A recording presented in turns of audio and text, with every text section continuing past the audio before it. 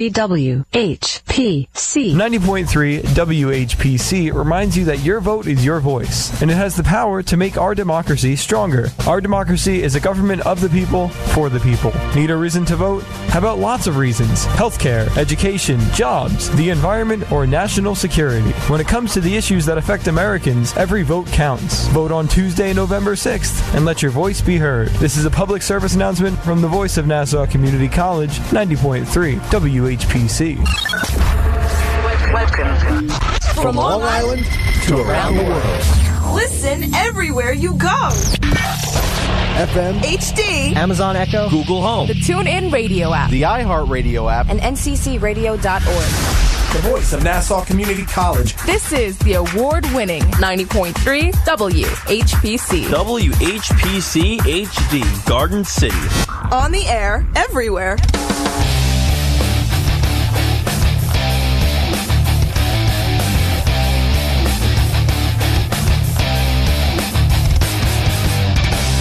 You are listening to Beyond the Game on the voice of Nassau Community College, 90.3 WHPC. I am Jake Volk. Sitting across from me, Eric Fischetti and Matt Charkowick. And we are fortunate enough to be joined by Newsday's New York Met beat writer. It is Tim Healey. Tim, how are you? I'm excellent, thanks. How are you guys? Doing good. Well. We are going through the MLB Trade Deadline here. You have no idea how hard it was to write down all these trades, let me tell you. Eric saw me. I was just glued into the computer like, don't talk to me, don't bother me, get me water, get me this, get me that. You had a moat around you. I really did. So can you lay out for us how the Jeurys Familia trade unfolded?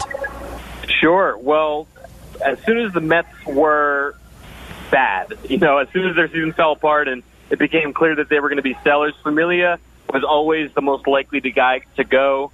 He's going to be a free agent at the end of the year, and he's pretty good, so there was going to be plenty of interest in him. And then at that point, once July rolls around and teams that are buyers, teams that are trying to make the postseason and improve their bullpens, which is really pretty much every contender. A lot of trades involving bullpen this year. Exactly. Yeah. Because, no matter how many relievers you have, no matter how good you think your bullpen is, you can always add another good back-end arm. It can't hurt. Well, it's the way the game is going now. You shorten the game. If your starter only goes 5 innings, you've got to fill in those other 4. And nowadays, these starters are being babied so much that they can barely go 5-6 innings. Right, yeah, and we see that highlighted especially in October the last few years. Oh, my God. Where the big bullpens are critical, really, to deep runs. Definitely. And it's very true about that. Now, can you tell us how the Asdrubal Cabrera trade went down? Because we all knew he was going to get traded. But, I just want to know the behind-the-scenes stuff of this. Sure, yeah, well, that was another one. Familia and Cabrera were in the same group in that they were pretty good players who are going to be free agents and were more or less givens to be traded. It was just a matter of when and to where. With Philadelphia, what I thought was interesting was that the Mets traded him within the division. Now, the Mets see the Phillies 11 more times before the season's over. And John Ricco, the assistant general manager, who's one of the 3 running baseball operations with Sandy Alderson out and probably gone in this role, the way Ricco put it was the Mets didn't really have any qualms in trading Cabrera to a division rival because he's going to be a free agent at the end of the year.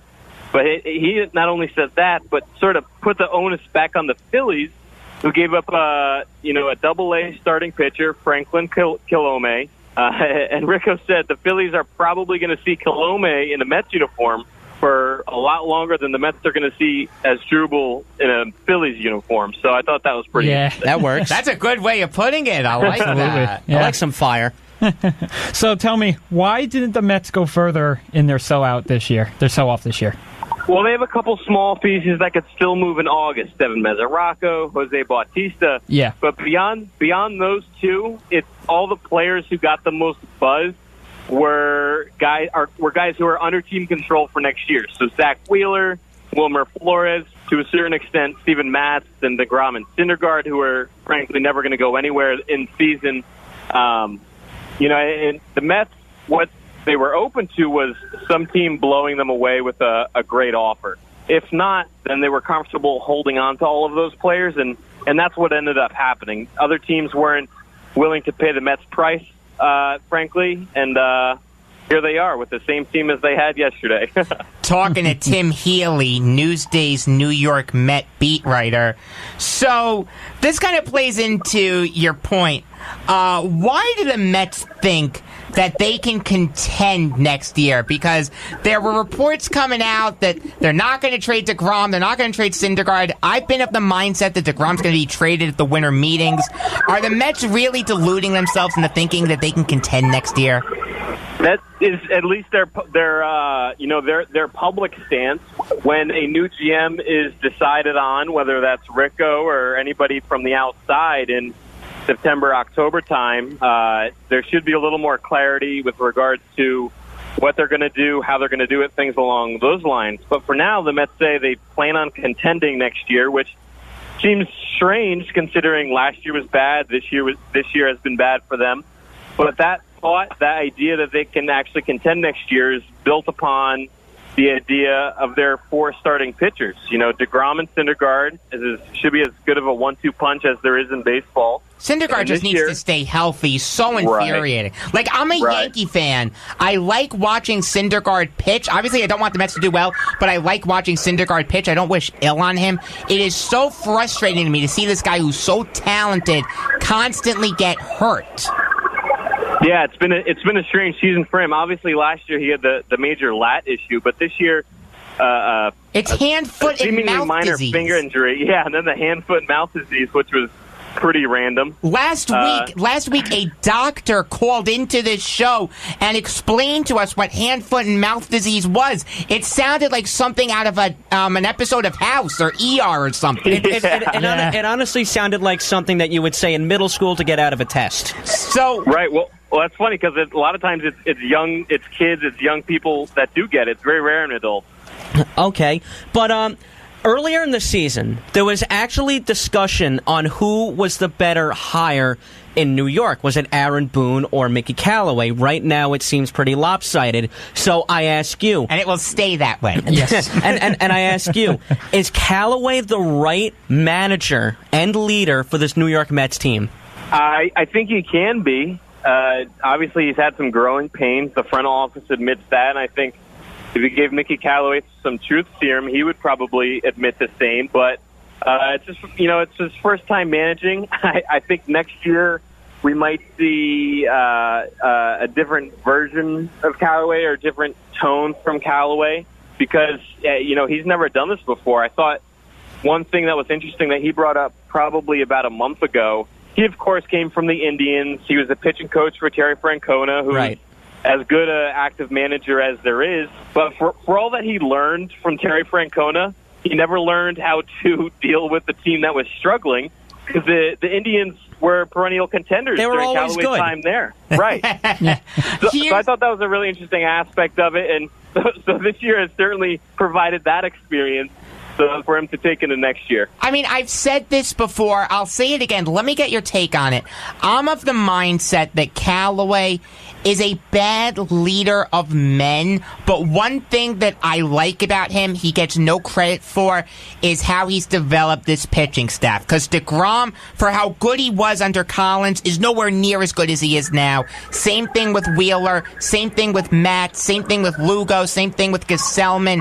Is that something that I can credit Callaway for? Is that Island? Is it both? Or am I just crazy? I think it's both. Callaway obviously was brought in as a bright pitching mind, which the Mets wanted for this team as constructed because it's built on pitchers. But really, it's Dave Island who does almost all of the day-to-day work with the pitchers. Callaway sort of deflects credit to Island when it comes to Wheeler, Matt, even DeGrom's step forward from a good past couple of years. So really, it's been both of them. Island doing most of the day-to-day work with the pitching staff. Yeah. So, as a Met fan, I didn't expect too much with Callaway this season. First go-around leading a team. But do you see him next year on opening day still as this team's GM? I think so, yeah. The bigger question, the sort of question question hovering over the Callaway stuff and really every other aspect of the Mets is who's going to be the GM, who's going to be running baseball operations come October for what's going to be a critical offseason for them. Yeah. If it's somebody from the outside, all bets are off. Usually when you hire a GM, he gets to decide if he wants to hire his own manager or keep the one there. But if the Mets stay in-house and pick John Ricco to, be GM, then I think Mickey is pretty much safe. Yeah, I was actually about to ask you, out of any one of the three-headed monster, which is what I'm calling them... I'm calling them the Three Stooges. Which one of them do you think would get the most recognition? Is it Ricco? You mean have the best chance to As the best chance to be the general manager if they stay in-house. Yeah, I think it would be John Ricco. He's been assistant general manager for a real long time through multiple GMs. He got Sandy Alderson's endorsement in spring training, meant to be Sandy's heir apparent. And, if they stay in-house, I think he'd be the guy. Talking to Tim Healey, Newsday's New York Met beat writer. And Tim, I know you're busy. One more question. I really do appreciate you taking the time. Who do you think the Mets are going to target in the offseason? Whether it's an executive, maybe a manager, players, who are they going after? Well, manager-wise, I don't expect any change. General managers-wise, there's a wide net of deserving candidates that, frankly, I couldn't even list off the top of my head right now because there are so many guys who really aren't much of public figures in baseball. But players-wise, I don't think the Mets have decided because they don't know who's going to be running the show. The name that gets brought up all the time, and it's sort of a long shot of long shots, but Manny Machado's going to be a free agent. He does make sense. If the Mets are serious... If the Mets are serious about contending next year and want to show their fans that, then landing him, or at least making a real effort to land Machado, would go a long way toward not only buying some goodwill with the fans, which isn't that important, but making the on-field team better. I mean, how about Harper? I mean, if the Mets are trying to contend next year, are they going to throw a hard look at Harper? Something like that? They have a pretty crowded outfield, but if Harper wanted to play for the Mets, I'm sure they'd make room. I was just about to say, they'll make it work. All right, Tim, thank you for your time. Thank you. All right, that was Tim Healey. He's Newsday's New York Met beat writer. Let's take a quick break, but don't go anywhere, because we'll be talking women's water polo coming up next. Wait, hang on. I'm being told that it's actually baseball. What else would it be? Wait, baseball and drawing? Unbelievable. Baseball when we come back. Which of these items would you want to consume on a daily basis? Antifreeze, floor wax, or house paint? You're kidding, right? They're toxic. It's something that humans should not be eating or drinking. The truth is, 62% of medications purchased online are fake, and many contain these harmful ingredients. So these are just frauds. Pretty dirty trick to play on somebody. You're taking their money and giving them this. I want to take medication to stay healthy, not make me a lot sicker. And what do you think about this item? That is a big bowl of nothing. Many rogue sites sell prescriptions with little to no medication at all. The good news is you can find legitimate online pharmacies by looking for .pharmacy in a website's address. So if I see .pharmacy, it's legit. Visit safe.pharmacy to learn how you and your loved ones can be certain the medications you buy online are safe. A public service from the National Association of Boards of Pharmacy. Hey, what's up? This your guy, DJ Steph with the F. And if you didn't tune in last week to It's Saucy, this is what you missed. Hey! Yeah, but you know what's so funny? I found funny is, like, remember that time Meek Mill donated like $50K to like Philadelphia public schools, and then Drake topped him with like $100K? That's so petty. It's just like, free you Meek. And that petty stuff. Free Yo, Meek. Stop that. Because we had a problem the other day. I ain't gonna say it, but you know I'm not petty. First of all, you're super petty no, I'm because not. You be throwing low blows and sneak dissing on air. First, you did it to my man, Vaughn P. last week. I said we have interesting people here. Now you trying to come for me? I'm not coming for you. I'm just saying that, it hurt me, Sam. It really did. If you don't want to miss out on moments like this, plus hip-hop and reggae music, then tune in every Wednesday at 10 p.m. on the Voice of Nassau Community College on 90.3 WHPC. 90.3 WHPC reminds you that smoking causes immediate damage to your body.